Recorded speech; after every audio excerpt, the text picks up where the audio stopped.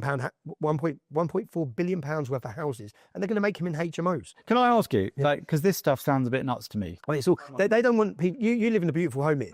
They want you living in a bedroom. They want you living in a bedroom. But so that's what I'm trying to say here is this is where you start losing me. And I'm not saying maybe you're right, maybe you're not. Yeah. This sounds to me a bit nuts, right? And so something that is a massive conspiracy against us would sound nuts, I grant you. But do you worry you're a bit all over the place with some of this? No. Well, I am all up. I go off on different tangents, but it's a fact now BlackRock are about to spend £1.4 billion in the British housing. How do you know this, by the way? I've looked it. I look it all up. I go down. I just sit diving. Just diving. Some rabbit holes you wish you don't go. Yeah, but you know the internet can take you down some very dark places that aren't true. Yeah, but it is true. But it's BlackRock's investment in the British housing market. Now, they're taking the migrants out of hotels. Labour, we're going to get them all out of hotels. Where are they putting them? Where are they putting them? One in, one out, right? Well, yeah, getting rid of one for France, yeah? But where are they putting them? They're going to put them in HMOs next door to you. They're going to buy the house like this. They're going to turn this into what? 4 or 5 bedrooms? And this is what they're doing. And then you're going to have 4 or 5 men living next door to you from Afghanistan. So remigration then. So some of that will be... I just think that 40,000 terrorists on a watch list. Yeah. 12,000 foreign prisoners in prison. 1 million illegals here. Donald Trump stemmed it by 95% in a week. We can't do that here, though. Because we can't do executive orders, can we? We can't have someone come in. But this is why the problem has to get that bad, yeah? Because for a mandate, for reform to have a mandate, yeah, an actual mandate to come in and solve these problems, the British public have to be ready for the laws to be introduced that are going to solve these problems. And for the British public to be ready, they've gone a long way in the last 18 months. Yeah, they've got now mass deportations is common practice, and people are saying it. Yeah, but there's going to be a lot more murder, a lot more rape. But then what the government want to do at the same time as that is bring in digital ID. 20% of this country voted for the Labour government, and they're about to enforce 100% of the people to have a digital ID.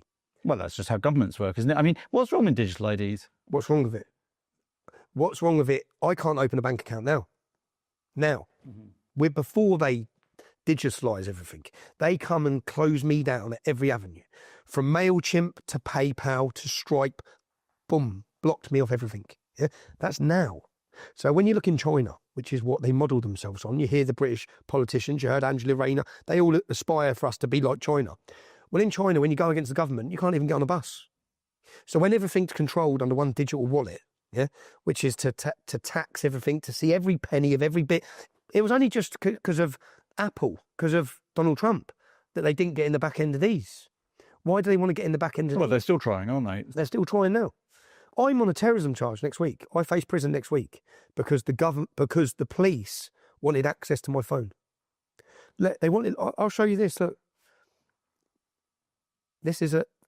So I'm a journalist, and not one journalist has spoke up for me on this. Not one single journalist has spoke up for me. I'm scared now. I don't want to get in trouble if they obtain that information, as I have kids. This is a source of yours. A source of my information. Yeah. And you don't want to open your phone for them. So when the police asked me for access to my phone, I said, I'm a journalist. I've got my sources of information on this phone. You're not having it. The reason why you're not having it is because when I sat this one girl down, she told me things like this on camera. She said, I'm going to tell you something now, but you can never share this with anyone. Yeah, it's very private and very personal. And I'm going to tell you something. And she told me something which I've never been able to talk about. Yeah. I said, okay. Well, they're not having that.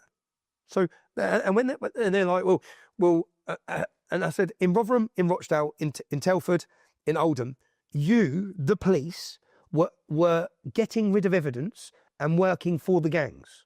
Fact. Yeah. You want to take my phone and put it into which system?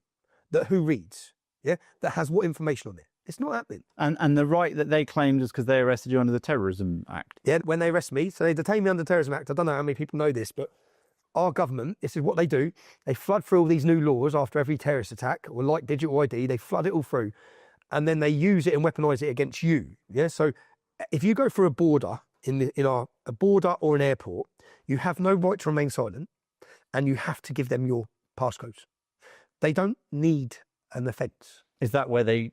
So they stopped me at Felixstowe the day after our 100,000 in thingy. And do you know what they said to me? We're detaining you under the Terrorism Act. And I went, you fucking what? And they said, no, calm down, Tommy. We know you're not a terrorist. They actually said that. We know you're not a terrorist. But this allows us to do this. I said, well, and then when they sat me down for interview, for a 6-hour interview, it's insane. Yeah, it's all going to come out next week in court. Are you expecting to win? No, it's a judge. It's no jury. Are you expecting to go back in jail? Probably. What can I do? So, but then it's like, and when he interviewed me, his first words were, "What's your opinion of Britain?" I said, "It's a totalitarian shithole." And he's like, "What?" I said, "Well, you just told me, I'm not a terrorist, but here you are. You've got me in a position where I have to answer every one of your questions or I get charged under the Terrorism Act. That's not a free country. It's just not a free country. I'm a journalist. You're invading my rights." Will your kids still be here in 20 years' time? Will my kids? I don't know. I don't know. I'll be happy if I'm alive in 20 years' time. I can't believe I made 40. I'm shocked I made 40. I never thought I made 40. In those early years of the EDL, once there was terrorist plots, I guess I felt like I was walking around with a terminal illness. And even now, if I was a jihadi, I'm coming for me. And it didn't stop you? No. Why? Because I know the future. I can see it. I know what's coming. And it's not just devastating for my kids, it's devastating for every kid. It's devastating for the whole of Great Britain. And I'm quite a deep thinker. There's 1,000 years of history in this country. 1,000 years.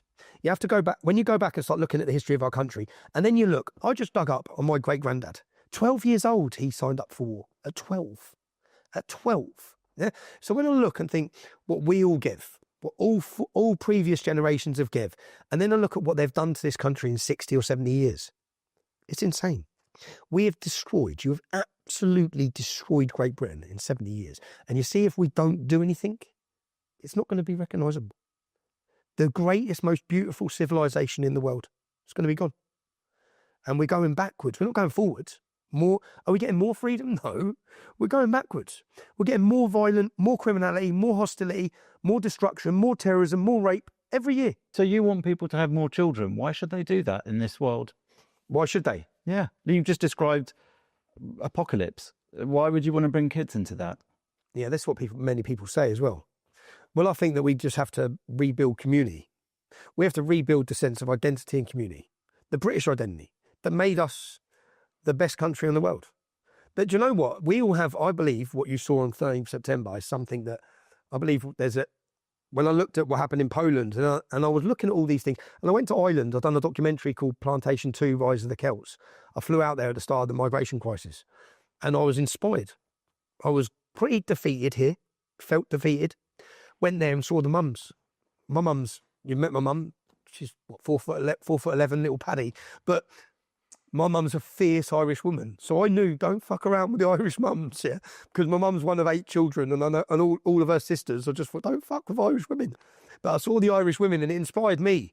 And then I thought, I don't want to be looking at other countries getting excited about what the elections are going like in France or in Holland or these countries. We need to be the inspiration in Britain. When you look at Israel, for example, that it has a very high birth rate, not just because of religious people and Arabs. Generally, people have a lot of kids, despite the fact of all the problems they have and the war and stuff like that, because they think that they have a very optimistic and driven, ideological, united kind of national identity, even with all the divisions within society and politics. And so I see what you're saying, that's kind of missing here. A lot of Jewish people at the moment, tons of them write to me, talk to me, phone me, because of what I do. They say, yeah, we're our kids can't see them living here. I'm going to move so that their life will be better. But where are the Brits going? The Brits are leaving now, aren't they? They're going to Dubai. Loads of my mates. Dubai, Thailand, Portugal, Spain. But we shouldn't have to be running away. Why are we having to run away? I looked at a Jewish lad who put up the other day that he's emigrating, leaving. So the top earners, the top taxpayers, they're all leaving. And what are we replacing them with? The dog shit of fucking the Middle East, basically. It's not like you're like I look at Pakistanis in America, yeah? It's been pretty successful immigration policy for them, yeah? Because the Pakistanis they're brought pretty much are from the capital. They're not tribal. They're educated. They're wealthy because of their immigration system. We get the fucking arse end of Kashmir. Just chaos. Just tribal, absolute degenerates. And then our towns are flooded with them. Do you ever think like maybe your your own worst enemy in some of the ways you say things and do stuff. I'm just very blunt in it. Yeah, no, I get it. But but as somebody who's an influencer, a thought leader, you're a uniter. You can bring thousands, millions of people together.